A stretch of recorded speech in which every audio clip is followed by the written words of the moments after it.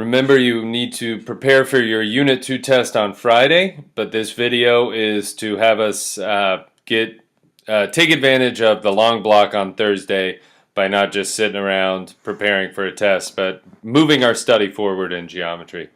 This next unit is about parallel and perpendicular lines, and I know you already know a lot about parallel and perpendicular lines.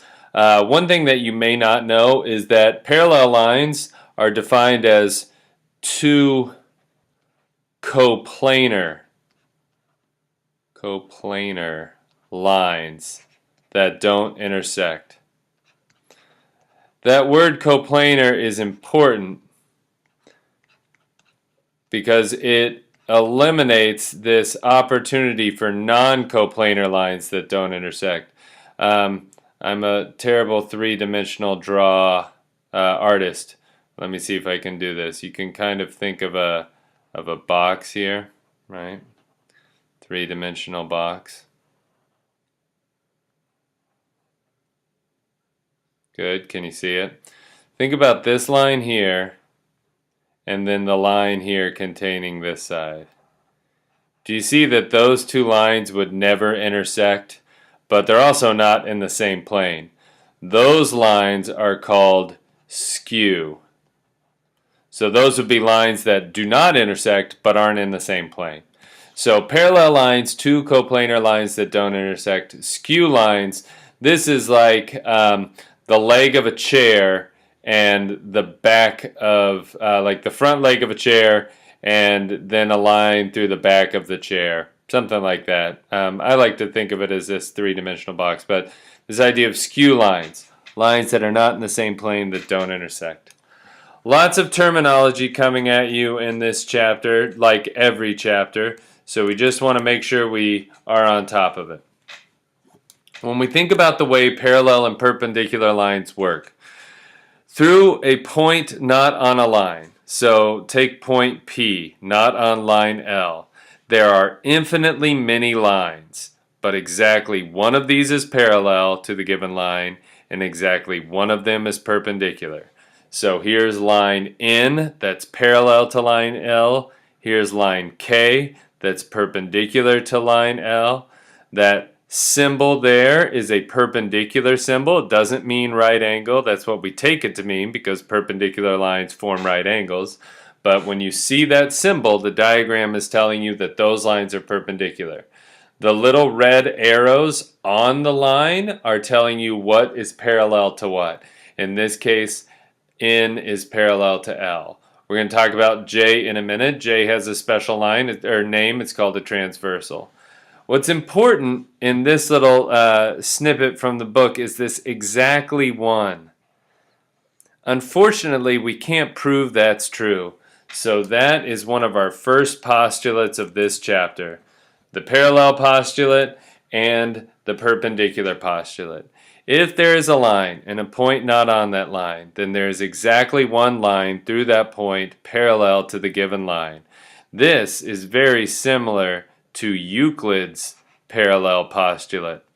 Euclid is the father of geometry, which is why the type of geometry we are studying right now is called Euclidean geometry. It's named in his honor.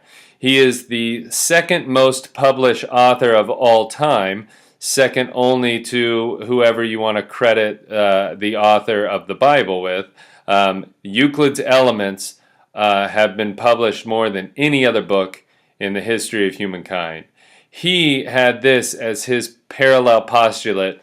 Interesting history there. That sparked thousands of years of mathematical debate on whether or not this postulate could actually be a theorem. Turns out he was right.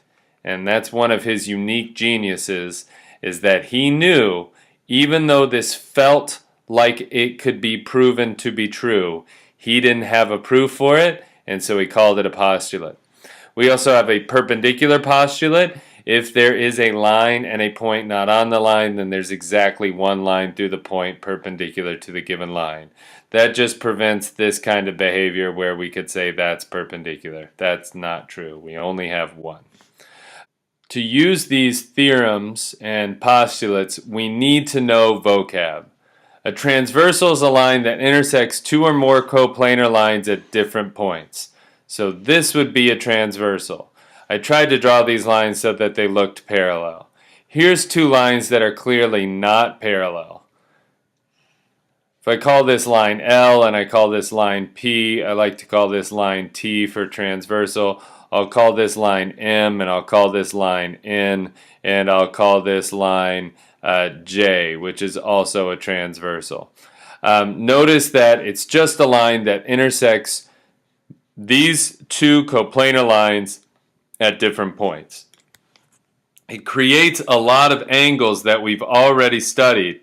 Take a look at 1 and 3, take a look at 2 and 4, and then it also creates these angles down here. We have angle 5 and angle 7, and we have angle, is it the right color? Maybe not. Angle 6 and angle 8. Those same ones exist over here. 1, 2, 3, 4, 5, 6, 7, 8. In this side over here, angle 1 and angle 3 we know are vertical angles. Angle 5 and angle 7 we know are vertical angles.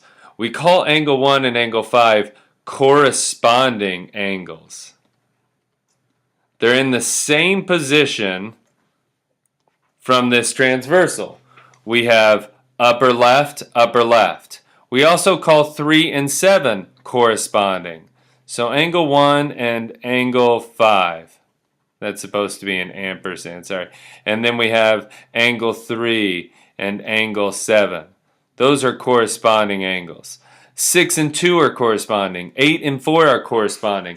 They're in those same positions. Upper left, bottom right, upper right, bottom left, bottom left. The same is true over here. 1 and 5, 2 and 6, 3 and 7, 4 and 8. Those are also corresponding angles. Even though these lines are parallel and these lines aren't, they're still corresponding angles. Then we have alternate interior angles, which I will abbreviate AIA.